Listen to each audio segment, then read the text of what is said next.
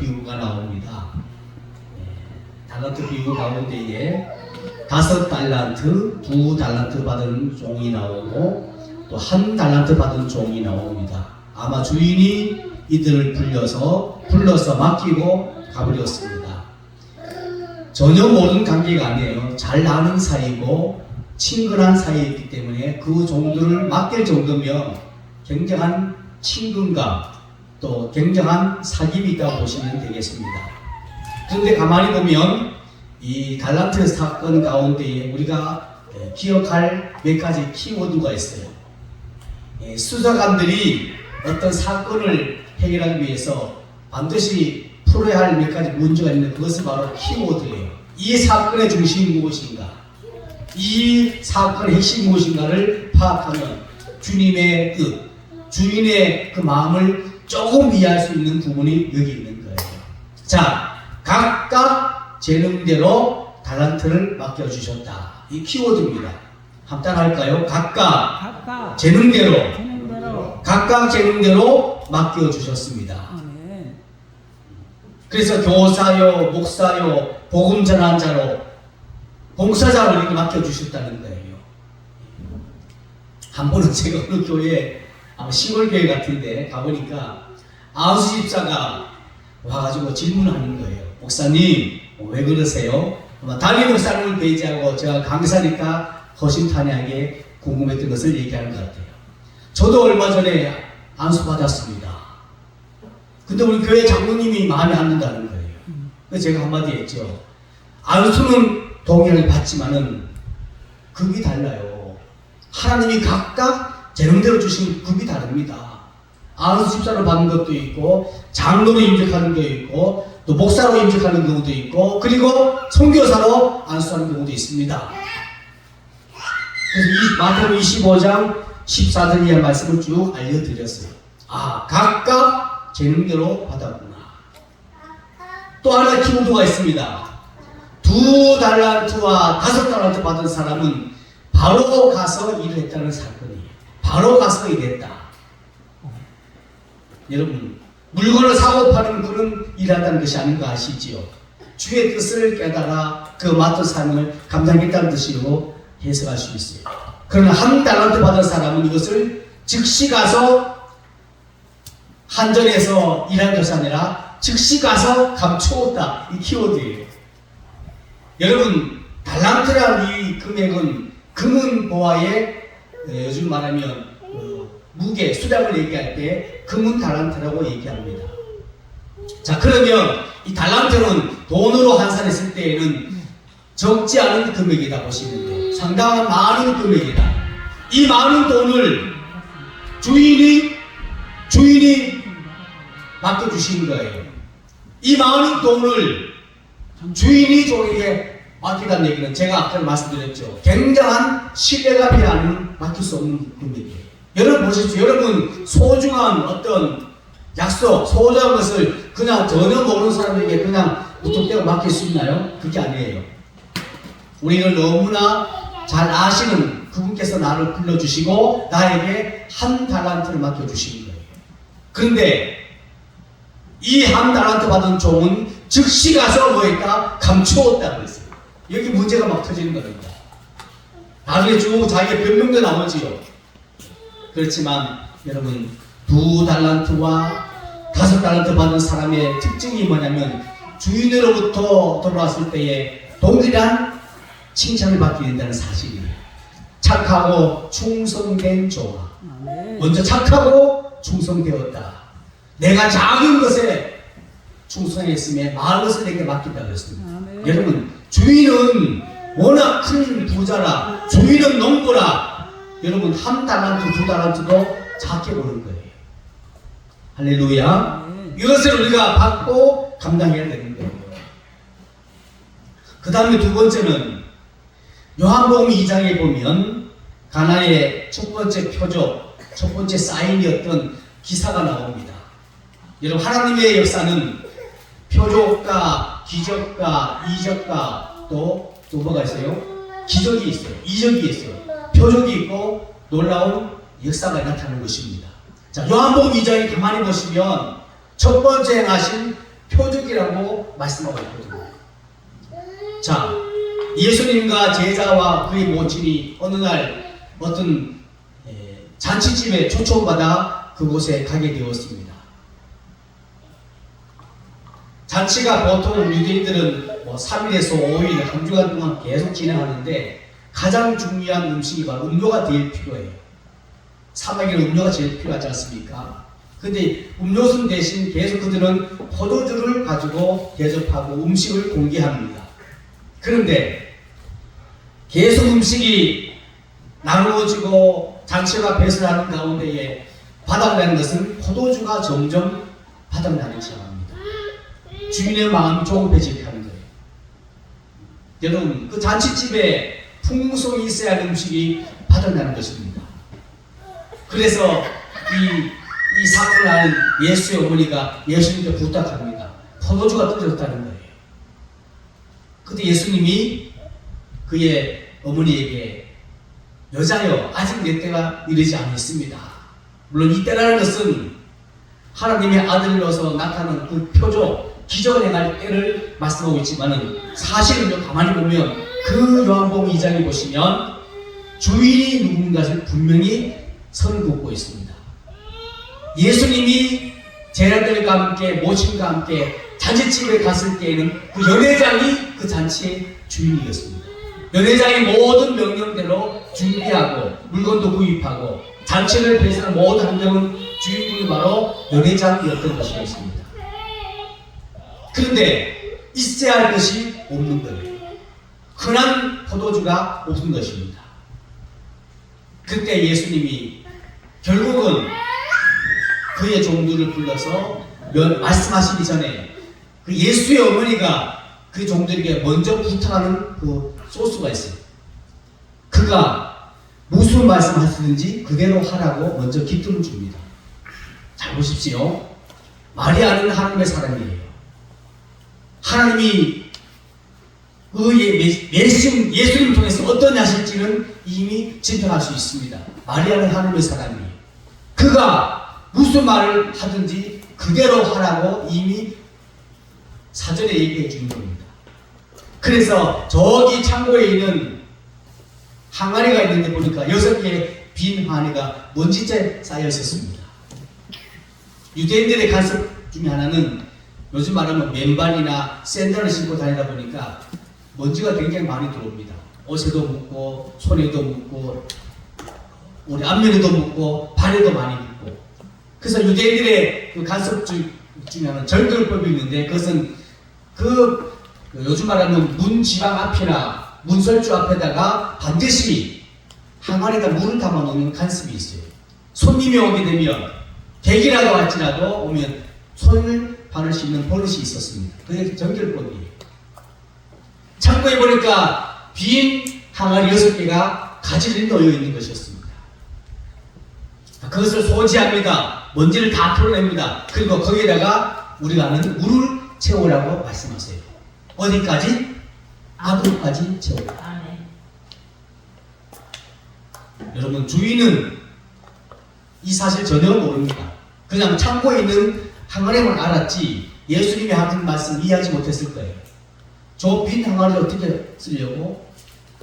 여러분, 그 물이 귀한 나라, 어쩌면 포도주를 채우려면 시장 가서 값을 지불하고 채울 수 있겠습니다만 물을 채우라 하는 거예요. 굉장히 귀한 사건입니다. 그래서 이 항아리에 물을 채우면서 물을 채운 항아리를 확인한 후에 예수님이 또 두 번째 말씀하세요.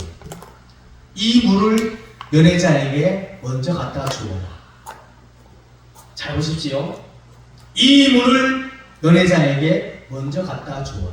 자, 그 순간까지만 해도 이 가나 혼인 잔치의 주인은 누구였다고요? 주인은 연회장이었어요. 그런데 물도 나인들이 그 물을 들고 연회자에게 이동하는 순간에 물이 변하여 포도주가 됩니다. 아멘. 자, 이 사건을 두고 물도온 하인들은 알았다라고 말씀했어요. 아멘. 여러분 보십시오. 물이 포도주가 되는 사건도 놀라운 것이지만 지금까지는 모든 그 잔치의 주인은 바로 연회장이었는데 물이 포도주가 바뀌는 순간 그 주인은 바뀌어버립니다. 누구였을까요? 예수님으로 바뀌어버려요. 아멘. 그래서 예수님이 그 모든 가나의 결혼잔치의 첫 번째 마신 표적이다 이렇게 기록하고 있는 거예요. 주인이 바뀌는 순간입니다.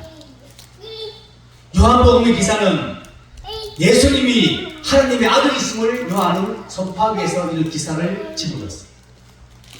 아, 그분은 의사이면서도, 누가복음에 의사이면서도, 그분은 바로 인자의 아들이면서도, 또 그분은 누구예요? 하나님의 아들이십니다. 할렐루야. 그것을 보여주는 첫 번째 기사가 가나의 혼인 잔치로 시작하십니다. 아멘. 자, 교회에 우리가 섬기는 교회의 주인은 누구세요? 담임 목사일까요? 그 교회 장로이실까요? 아니에요. 교회의 머리는 그리스도입니다. 아멘. 아멘. 우리 모든 지체의 가장 머리 되시는 분은 예수님이세요. 아멘. 그래서 우리가 모든 사람이 하나님을 섬기는 것 아니겠어요? 아멘. 그래서 이 말씀을 가만히 보면 이 선한 청직이 하인들에게는 그 순종의 믿음을 보여주는 사건도 되겠습니다만은 어머니의 믿음도 있었다. 아멘. 그리고 예수님에게 마지막까지 순종하는 그 하인들의 그 믿음이 얼마나 귀한지 알게 되는 것입니다. 아멘. 그래서 연회장은 압니다. 포도주 맛이 얼마나 더 귀하게 또 가치가 있는지, 최상품의 포도주 만들었으니까, 하나님 아들이 포도주를 만들었으니까 얼마나 값진 포도주가 되겠어요. 일반 시중에서 구입할 수 있는 포도주와 전혀 차원이 다른 포도주가 여기서 만들어지는 과정을 보게 됩니다. 여러분, 물이라는 것은 화학 원소를 보니까 기호는 H2O라고 기록해요. 수소와 산소가 있는 것이 물입니다. 근데 포도주는 전혀 다른 화학 기술을 가지고 있어요. C2H5-CH가 화학 원소가 바로 포도주입니다. 전혀 다른 차원이에요. 우리가 마실 수 있는 그런 물이 아니라 이 포도주는 최고의 극상품의 포도주가 되는 거예요. 아멘. 오늘 요한복음 15장에 보면 하나님은 농부라고 말씀하고 아멘. 예수님은 포도나무요. 가지는 우리를 상징하는 말씀입니다. 이미 농부는 포도주 밭을 구입하고 난 후에 그 사방팔방에 울타리를 칩니다. 왜? 왜 칠까요? 여우들이 들어오지 못하기 위해서. 아가서 말씀 보니까 너희는 이 포도밭에 작은 여우가 들어오지 못하도록 하라고 했어요. 아멘. 작은 여우가 뭐니까 로마서 보니까 도둑질 하는 자, 이간질 하는 자, 요즘 말하면 거짓말하는 자, 거짓의 아비 마귀가 막 들어오는 거예요. 그래서 교회 안에 몰래 들어와서 이 마귀들이 장난합니다. 장난해요. 이간질 시켜요. 부부간에 이간질 시키고 성도와 목사간에 이간질 시키고요. 그래서 결국은 그 마귀가 자그마한 여우가 되어서 막 들어오는 거예요. 우리 마음속에 들어오고 생각 속에 들어오고. 그래서 지킬 만한 것보다 내 마음을 지키라. 아멘. 설명이 그네스는 여기서 납니다. 생각 속에 얼마나 많이 들어옵니까? 아마 저와 여러분이 하루를 살아가면서 이 생각, 판단, 부지 중에 얼마나 제일 많은지 알 수 없어요. 제가 1985년도에 신학교를 들어갔는데 신학교에서 제가 기숙사에 있으면서 성경을 보기 시작했는데 그 성경이 바로 레위기 성경을 포함해요. 레위기 성경. 재밌더라고요. 레위기 성경. 이스라엘의 제사법 아니겠어요? 정결법 아닙니까? 근데 레위기 성경이 자꾸 들어오는 거예요. 그래서 메모하고 또 서적도 구입하고 또 설교집도 구입하고 계속 레위기를 보는 겁니다. 자, 제가 깨달은 것이 있어요.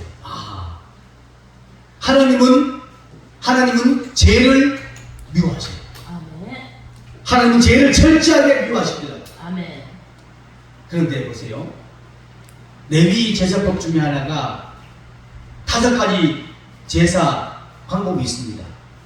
그 중에 하나가 소제로 드리고, 번제로 드리고, 화목제로 드리고, 속건제로 드리고, 속죄제로 드리고, 물건 훔친 죄, 도둑질한 죄, 이웃과의 잘못한 다 제사가 달라요. 어떤 제사는 전제, 쏟아붓는 제사가 있고, 어떤 제사는 보편적으로 불로 태우는 하제가 있고, 어떤 제사는 곡식을 구분해서 드릴 때에 뭡니까? 요제로 드릴 수 있고, 거제로 드릴 수 있고, 다 제사법이 다릅니다. 방법이 다르고 또 종류가 달라요. 자, 그걸 보면서 야, 하나님이 우리 안에 있는 무슨 죄라는 것을 철저하게 끄집어내기 위해서 그렇게 만드신 것을 믿으시기 바랍니다. 두루뭉실 그냥 사느라고 게 아니에요. 죄는요 철저하게 깨달아서 철저하게 파헤쳐서 보내줘야 됩니다. 태우든지 밟든지 묻어버리든지 죄를 하나님 싫어하세요. 죄 하바르티아 어디서 나온 겁니까? 잘 보십시오. 왜 제가 말씀 드리느냐? 저기 간역이, 저 화이트보드가 지금 양궁 선수가 쏘는 간역을 보시죠. 10점, 9점, 8점 쭉 나오잖아요. 그런데 양궁 선수가 팔을 당해서 쏘았을 때에 3가지 반응이 나와요. 간역을 맞추지 않고 미달됐다. 그냥 가운데 뚝 떨어졌어요. 힘이 약해서. 그것도 죄라고 합니다. 표적에 도달하지 못하고 떨어지는 것도 죄요. 그 다음에 표적을 맞추지 못하고 빵점짜리 맞췄다. 그것도 죄라고 표현합니다. 또 하나는 이것이 문제예요. 간역을 맞추지 않고 간역을 벗어나는 거예요. 간역을 맞추지 않고 간역 뒤에 있는 것을 쫓아가는 거예요. 이것도 하마르티아 죄라고 합니다. 철저하지요. 자, 하나님의 율법에, 여호와의 법에 미달된 자, 벗어난 자, 이탈된 자, 이것을 뭐라고 한다고요? 죄라고. 우리 어린 부흥사가 막 쫓아다니는 거 잘한다고 하는데 어린이들 자 제가 없을까요? 제가 가지고 태어나요. 너무 많이 컸네요, 목사님. 너무 많이 컸어, 키가. 몇걸 사이. 아이고. 잘 보여야 되겠네, 부흥사. 여러분, 죄라는 것은요, 여호와의 율법에 이탈된 자, 벗어난 자, 미달된 자를 죄라고 보는 거예요. 그래서 하나님께서 노아 방주가 지난 후에 왜 무지개를 보여주셨을까요? 유대인의 사상은, 히브리 사상은 무지개가 쫙 하늘을 펼쳐가면서 하나님이 화살을 쏜다는 그런 의미예요. 진노, 저주, 갚겠다 그런 뜻인데 무지개를 통해서 더 이상 화살로 너희를 쏘지 않겠다 그런 뜻이거든요. 그래서 물로서 다시는 심판하지 않겠다. 그것이 무지개를 보여주시는 거예요. 제가 그렇게 무서운 거예요. 여러분, 스페인 말 단어 중에 데콜로레스라는 말이 있어요. 데콜로레스. 이 스페인 말입니다. 데콜로레스. 더, 영어로 지역하면 더 칼라스. 많은 빛깔들, 그런 뜻을 가지고 있는데, 우리 모든 한 사람, 모든 객체는 각각 재능력 주신 빛이 있어요. 그것을 모아다가 마침 우리 인생의 마지막 결산할 때, 퍼즐로 완성될 때, 그때가 마지막 채워지는 거예요. 지금 어린애들 퍼즐을 확 풀어제껴서 그 맞추는 과정이 있잖아요. 우리 인생도 똑같은 거예요. 어떤 분은 미완성 작품이 점점 완성품으로 만들어지는 과정도 있습니다. 어떤 분은 절반, 어떤 분은 거의 하모니아죠. 하모니. 데콜로레스. 여러 빛깔들이 맞춰질 때에 아름다운 빛깔이 나타나는 거예요. 빨주, 노초, 파란보, 보나파초, 노죽발. 이게 무지개 색깔 아니겠어요? 너무 멋있잖아요. 사실 무지개 외에는 저기에서는 내외에서는 더 빛이 많은 걸 아시죠? 수백 개의 빛이 있는데 스펙트럼 통해서 우리 시야에 보이는 빛깔이 대표적 빛깔이 그런 색깔이에요. 여러 빛깔들 마태복음 25장 14절 이하에 여러 달란트가 우리 안에 있다는 것입니다. 하나님이 각각 재능대로 우리에게 달란트를 주신 줄로 믿습니다. 우리가 어떻게 그것을 누릴 수 있겠습니까? 여러분, 받은 이 은혜, 받은 사명, 시편 116편 12절 여호와께서 내게 주신 모든 은혜를 내가 무엇으로 보답하리고. 우리는 없다고 말하지 마시고 받은 것을 감사하세요. 받은 것 감사하세요. 받은 복을 내가 세워보아라. 주의 크신 복을 내가 알리라. 이 복된자예요. 받은 건 너무 많은데 자꾸 없다고 하니까 없는 줄 알아요. 아니에요. 다 받은 거예요. 여러분, 주 예수님 성령님 내 안에 내주하시면 여러분 그 사람은 복된 자입니다. 다 받은 거예요. 제가 은혜를 경험하기 위해서 교회를 개척했는데 주님께 드릴 것이 있어야죠. 부목사로 한 7, 8년 봉사하니까 목사님이 교회 개척비를 주셔가지고 교회를 개척했는데 주님께 드릴 것이 없어요. 내가 제물이 돼야 되겠다 싶어서 3년 동안 제자리에 엎드려서 하루 8시간씩 3년 동안 기도하기로 작정했어요.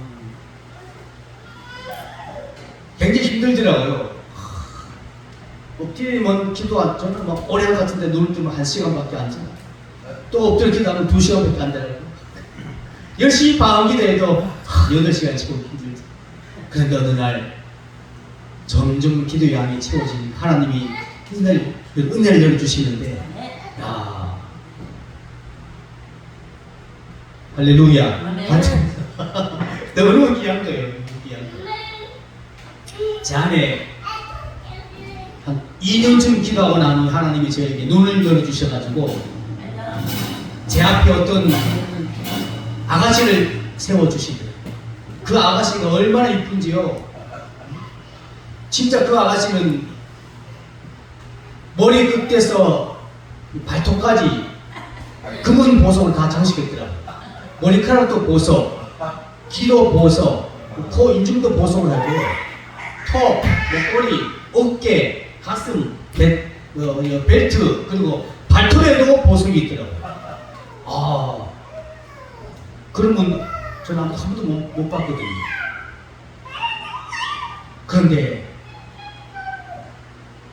그 앞모습 가운데 하나님이 그 여인의 가슴을 확 열어주시는데, 여름 시골 화장실에 가면 구더기 있죠. 구더기 막 팍 그것을 보여주시더라고요. 그러면서 분명한 음성으로 말씀하세요. 하나님은 지혜로운 분이시다.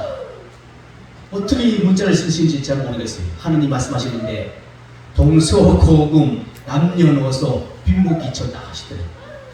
누구든지 그 속에 예수가 없으면 생명이 없다고 딱 옷을 받더라고요. 동서고금 남녀노소 빈부귀천 그렇게 말씀하세요. 그러면서 어느 인생이든지 그 속에 예수가 없으면 그는 죽은 목숨이다. 그래요. 구데기가 막 그냥 속에서 아시죠? 막 그 다음에 다음 장면을 보여주시는데 머리가 하얀 할머니 한 분이 가운데 다 서 계세요. 그러면서 가까이 가보라. 가까이 가니까 그 할머니가 미소가 마치 익숙한 미소가 얼마나 인자하게 보여지는지. 근데 그 속에 하나님이 또 가슴을 열어 제키시는데 거기는 청정한 빛깔의 에메랄드 빛깔의 그 빛이 영영하게 비치더라고요. 동일하게 말씀하세요. 동서고금 남녀노소 빈부귀천 그렇게 외웠다니까요. 그러면서 말씀하시기를 그 안에 예수가 있으면 생명이 있단다. 생명. 여러분 예수가 우리의 생명입니다. 전체. 아들이 있는 자에는 생명이 있다고 그랬거든요. 없는 자에 생명이 없다고 그랬어요. 동일한 말씀이에요. 오늘 요한복음 15장에는 포도나무에 대한 비유지만은 저는 이 사건을 또 다른 면을 봅니다. 마지막 때에 하나님의 사랑이 얼마나 위대하신지, 그리고 마지막 때를 살아가는 우리에게 어떤 말씀이 있는지 또 깨닫게 하시는 거예요. 여러분, 농부는 땅을 경작하고 물타기를 치고 여기에 작은 요요가 들어오지 못하도록 다 방어하시는 거예요. 그리고 가장 좋은 최상급의 포도나무를 심어서 거기다 심는 겁니다. 이사야 가장 좋은 극상품의 포도나무를 구입해서 심어요. 여기에다가 인산, 칼륨, 칼슘을 거름을 막 줍니다. 보십시오. 포도나무 자체가 그냥 쫙 뻗어서 포도 소리가 확 맺힌 것이 아니라, 포도나무는 여러분 가까이 보시면 포도나무는 어떻게 해요? 막 비틀어지고 짜매지고 갈라지고 쪼개지고, 그 포도나무예요. 거기에서 1년 된 순이 남아서 결국 거기서 포도가 맺힌답니다. 그 포도나무는 가치가 없어요. 제목으로 써서 의자 만들 수 있나요? 책상 만들 수 있나요? 심지어 식탁도 만들 수 없는 게 포도나무예요. 보십시오. 농부는 포도나무를 심고 포도밭을 준비하고, 농부는 그 곳간에, 그 창고에다가 3가지 중요한 연장을 갖다 놓습니다. 이것이 핵심이에요. 첫 번째, 낫. 여러분, 시골 농부들이 낫을 들고 가지치는 거 많이 보셨을 거예요. 낫을 가지고 포도나무가 썩거나 포도나무에 열매가 없으면 과감하게 농부는 낫을 가지고 포도나무를 가지를 쳐버립니다. 이 심판이에요. 가감 없이. 두 번째는 1년이 지나도 2년이 지나도 3년이 지나도 그 가지가 포도나무에 열매가 없다고 생각하면 이 농부는 다시 창고에 들어가셔서 두 번째 준비한 도끼를 가지고 나옵니다. 성경대로 말씀드리는 거예요. 이 도끼를 가지고 포도나무 뿌리까지 쳐서 뽑아버립니다. 그래서 이 포도나무를 길거리에 버린다든지 아궁이에 모아서 집어넣습니다. 이 심판이죠. 첫 번째, 낫을 가지고 가지를 쳐버리고 열매가 없습니다. 1년생 가지. 한 1년을 기다리고 2년을 기다리고 3년을 기다려도 열매가 없는 포도나무는 농부가 가감 없이 도끼를 들고 쳐서 뿌리까지 뽑아버립니다. 그런데 이 포도나무는 농부에게 순종자, 인산, 칼슘, 칼륨을 잘 공급받고 성장하고 가지가 나오고 포도소리가 쫙쫙 맺혔습니다. 이런 가지를 농부가 얼마나 아끼는지 아십니까? 그 송이를 하나 절단해서 포도죽 틀이라는 곳에 놓고 농부가 위에서 발로 밟습니다. 그러면 최고의 극상품의 포도주가 거기서 만들어진다는 사실. 이것이 아버지의 사랑입니다. 요즘 가을 추수가 되면 벼농사 하시는 분들 벌써 색깔 노랗게 변해서 추수가 되니까 고기를 숙이고 알곡이가, 농부가 그 알곡을 안고 곡식을 안고 얼마나 기뻐하겠어요. 어느 날 제가 장례식장에 가려고 시골길을 가는데 마당에 농부 한 분이 나달 있지요. 열매 떨어진 것을 하나 줬더라고요. 주워서 컵에다 담고 주워서 담고, 사실 별 의미는 없습니다. 근데 보세요. 농부는 그 나달 하나하나가 얼마나 귀한지 압니까?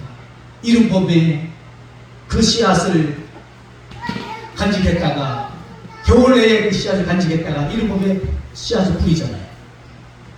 뿌린 씨앗이 성장하고 물을 주고 기물 매주고 해서 잘 자라고 성장해서 열매가 맺혀서 그것이 농부에게 기쁨이 되고 감사가 되고 멸류관이 되고 은혜가 되는 것처럼, 마르게 떨어진 그 씨앗이 농부에게는 피해가 되고 땀이 되는 건 아니겠어요? 그 그것을 기뻐하는 거예요. 농부가. 그 한 날을 주면서 농부가 얼마나 흐뭇해하고 기뻐하겠어요. 이 가을 때가 되면 아마 저와 여러분이 하나님의 마지막 농사 때에 우리가 알고 계시길 바래요. 주인의 가슴에 안고 기뻐하는, 하나님 우리를 안고 그렇게 즐거워하고 기뻐하는 것처럼 우리를 그렇게 보시면 얼마나 좋겠습니까? 농부는 이 포도즙 틀을 만들어서 포도즙을 만들 때의 그 기쁨, 즐거움, 그 감사가 배가 되는 거예요. 낮으로는 심판하고 도끼로도 심판하지만 마지막 포도즙 틀은 농부가 기뻐하는 연장입니다. 이것을 가지고 저와 여러분이 과연 마지막 때에 어떻게 대해야 될 것입니까? 물도원 하인들이 선하고 착한 마음으로 순종하는 그 마음을, 그래서 물이 변하여 포도주로 되었던 사실을 우리가 기억합니다. 여러분, 마태복음 5장 8절은 분명히 말씀하셨어요. 마음이 청결한 자는 복이 있나니 저희가 하나님을 볼 것이며. 마음이 청결한 자입니다. 두 번째는 시편 11편 7절에 말씀하시기를, 첫 번째 마태복음 마음이 청결한 자를 말씀하고 있고요. 여호와는 의로우사 의로운 일을 좋아하시나니 아멘. 정직한 자는 그의 얼굴을 보이겠다. 아멘. 11편 7절에 말씀하셨어요. 하나님은 의로우신 분이세요. 하나님은 정직한 자를 기뻐하신답니다. 아멘. 하나님은 청결한 자를 기뻐하신답니다. 시편 125편 4절에 말씀하셨어요. 여호와여, 하나님은 좋으신 분 아닙니까? 하나님께서는 선한 자들과 또 마음이 정직한 자들에게 선대하시길 바랍니다. 고백하고 있습니다. 우리가 어떤 모습으로 주 앞에 서야 하겠습니까? 청결한 자, 정직한 자, 선대한 자. 이들 하나님이 우리를 기뻐하신다는 거예요. 세상에 많은 종류의 사람들이 살아가고 있습니다. 중동이 하얗고 굉장한 위험한 일이 지금 하마스, 순위파, 유대교 종교 전쟁이거든요. 이스라엘 땅도 사실은 강원도에 해당하는 땅이지만 그 바닷가에 붙은 그 팔레스타인은요, 세종시만한 땅밖에 안 돼요.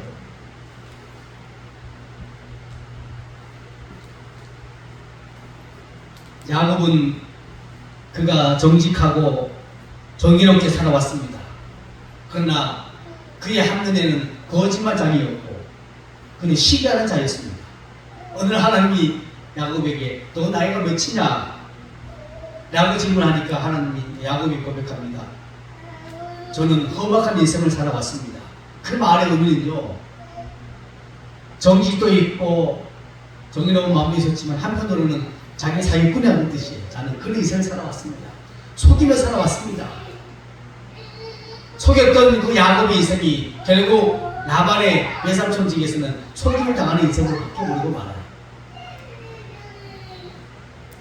평생을 그는 쫄뚝발이로 살아가면서 깨달은 게 하나 있습니다. 하나님은 정직하신 분이다. 그걸 깨달은 거예요. 오늘 저와 여러분이 요한복음 15장에서 말씀하고 있는 이 포도나무 비유는 굉장한 우리에게 메시지를 주는 사건입니다. 메시지. 키워드가 뭘까요? 하나님은 농부입니다. 농부. 성경을 가만히 보면, 이것을 육신의 눈으로 보면 성경은 유대인의 법이에요. 족장이, 또 제사, 또 수많은 역사서, 왕들의 역사가 쭉 나옵니다. 족장 역사가 나옵니다. 맞아요. 역사가 있었습니다. 분명한 역사가. 그런데 이것을 우리 신앙의 관점에서 보면 하나님께서 농부가 되셔서 우리를 구원하시는 농사법이 여기 다 기록되어 있습니다. 그렇구나. 이 농사법입니다. 어떻게 하면 그 인생을 하나님 방법대로 우리를 구원해 주실 것인가? 이것이 다 성경에 기록되어 있더라고요. 요한복음 19장에는 3절에는 하나님께서 이 말씀을, 이유가 뭡니까? 내게 대하여 증거하신 책이라고 말씀하고, 그렇습니다. 구약에는 우리의 이 죄라는 것을 용서함을 주기 위해서 제사법을 주셔서 우리가 제사님 받게 하셨고요. 신약에서는 친히 구약의 그림자였던 실제가 오셔서 우리를 위해서 십자가를 지는 사건을 그대로 보여주고 있는 거예요. 하나님 때가 이렇게 된 겁니다. 그래서 레위기에 보면 죄가 얼마나 악한지, 죄는 전염성이 있습니다. 죄는 누룩과 같이 막 확 전염성이 많아요. 뭐 우리가 최근에 겪는 이 전염병, 팬데믹, 여러분 이것보다 더 급한 게 있어요. 죄라는 성격이, 전염성이 강합니다. 한 교회 공동체에, 신앙의 어떤 사역에 여러분 작은 여호가 들어오면요 그냥 공동체가 그냥 쉽게 문질러버려요. 그래서 레위기를 보니까 그런 말씀이 있어요. 어떤 가축은, 짐승이 끌려옵니다. 그 짐승이 제사장에게 안수받고 그 제사장에 들어지는 짐승은 그때부터 그 짐승은 제물로 바뀌는 거예요. 차원이 있습니다. 그러나 들어지지 않는 짐승은 짐승으로 돌아옵니다. 질병이 있거나 거침돌이 있거나 병이 있거나 이런 짐승은 다시 바꾸어서 짐승으로 끝나버리고, 안수에서 여호와께 드린 짐승은 그때부터 제물로 바뀌는 거예요. 할렐루야. 짐승이냐 제물이냐 차이는 간단합니다. 여호와께 연락되는 것이냐 아니면 버려진 것이냐. 여러분 그때의 짐승도 많이 버린다였습니다. 그래서 하나님이 제사장에게 그 짐승이 가짜고 그 짐승이 제물되지 못한 것 중 하나가 그 짐승을 일주일 동안 성막에 묶어놓는 거예요. 묶어놓았다가 이 짐승이, 양이나 염소가 피부병이 있든지 유출병이 있든지 또 병이 들든지 하면 짐승을 쫓아내버리는 거예요.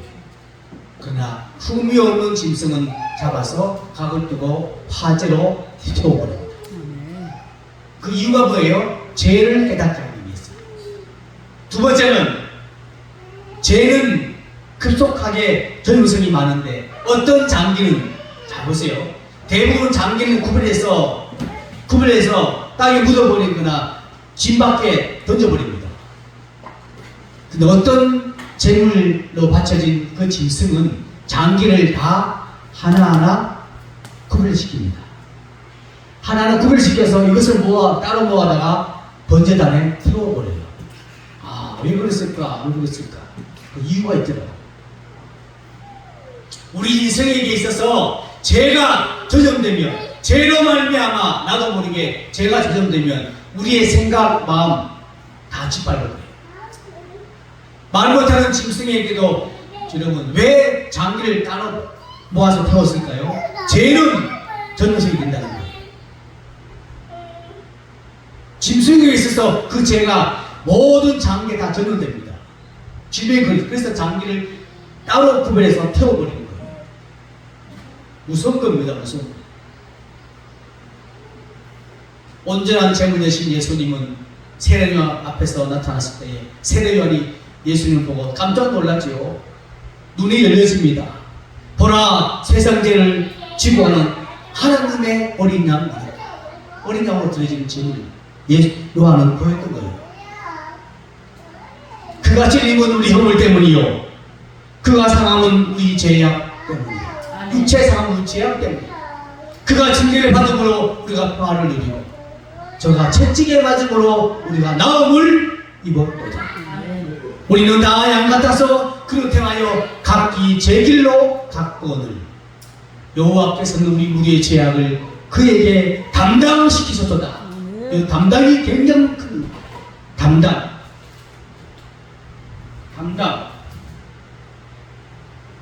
이 죄에 대한 덩어리가 우리의 손에 벗어나서 예수님 손으로 넘어갔다는 뜻이에요.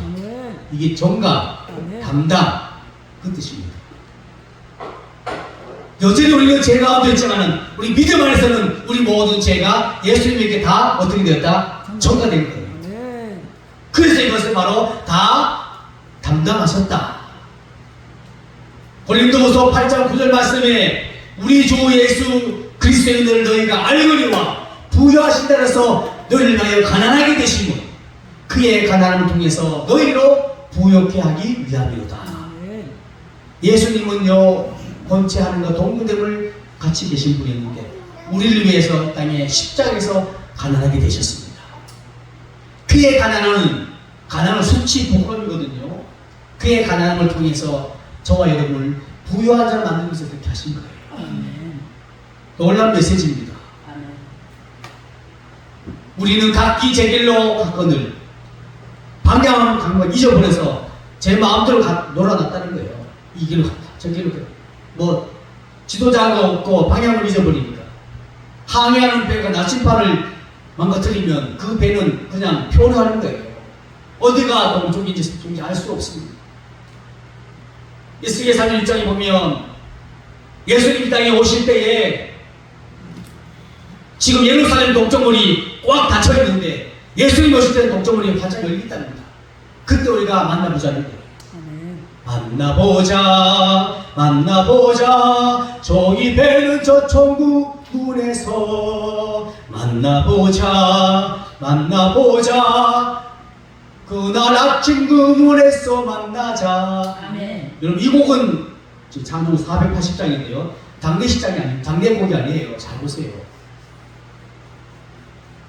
I will meet you in the morning 저 이사이를 에스턴 게이트 동쪽문이 열린다의 같이. 할렐루야. 너무너무 정확해. 죽어서 가는 그런 장례곡이 아니라니까요. 동쪽문이 열릴 때 언제 열리냐? 주님 오실 때 열린다. 그때 저와 여러분이 흩어져 살잖아요. 흩어져 사는 저와 여러분 믿음을 살자는 거예요. 그래서 예수 오실 때 그때 모이자는 거예요. 인더모니 같이. 아멘. 주님이 오시는 때와 기한은 알 수 없지만 우리가 깨어있는 그 신앙, 페이스풀 필그라 순례자의 나그네 같은 인생을 우리가 사는 거예요. 그 날짜를 알면은 우리 그렇게 살 수 있겠어요? 모르니까 깨워서 기다리며 사는 거예요. 등과 기름을 준비한 지혜로운 다섯처녀와 같이 여러분 잠들었던 다섯처녀도 다 준비했다니까요. 등을 다 준비했어요. 등을 기름도 다 준비했습니다. 그런데 펴보다 보니까 기름이 다 그들에는 다 손을 대고 없었던 거예요. 다 졸며 잘세 다 잡니다. 그런데 보십시오. 지혜로운 다섯처녀는 기름을 예비한 자가 복된 자예요. 이것은 우리 신랑 예수님을 기다린다는 그런 절박한 마음인 자는 기름을 예비하는 거예요. 할렐루야. 오늘 오시겠어? 그냥 자지 뭐. 정은 있는데 기름을 준비 예비하지 않는 자는 그냥 자는 거예요. 그때 마침 신랑이 드디어 오셨다고. 제 날짜야 안 오셨다는 얘기. 드디어 오시니까 잠을 자다가 다 깨어났는데 이미 기름을 준비한 다섯처녀는 기름을 붓고 등을 켤 수 있지만은 미련한 다섯처녀는 등이 다 떨어져서 더 이상 밝힐 불이 없는 거예요. 이게 재림신앙입니다. 할렐루야. 우리는 깨어있는 지혜로운 처녀가 될 줄로 믿습니다. 에베소 2장 8절 말씀하셨습니다. 너희가 그 은혜로 인하여 믿음으로 말미암아 구원을 얻었나니 이것이 너희에게서 난 것이 아니요 하나님의 선물이라. 하나님의 선물이라. 그래서 여러분 구원은 하나님의 전적인 선물입니다. 너희에게서 난 것이 아니요 하나님의 선물이다. 여호와께로부터 난 것이 구원이에요. 그래서 하나님은 독생자 예수를 통해서 그 죄값을 감당하시게 하십니다. 무서운 말씀이거든요. 다시 말씀드리면 하나님의 진노가 우리 안에 머물면 안 되잖아요. 우리는 다 죽을 수밖에 없지. 이미 죽어버린 인생이잖아요. 하나님의 진노, 하나님의 채찍이 우리 안에 더 이상 머물지 않기 위해서 예수님을 그냥 끄집어내어서 십자가에 매달았던 거예요. 할렐루야.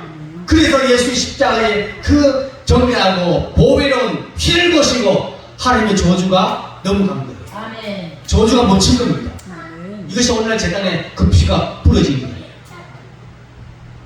아무나 올 수 없는 그 지동소에 우리는 믿음으로 활짝 열린 마음으로 들어온 줄 믿습니다.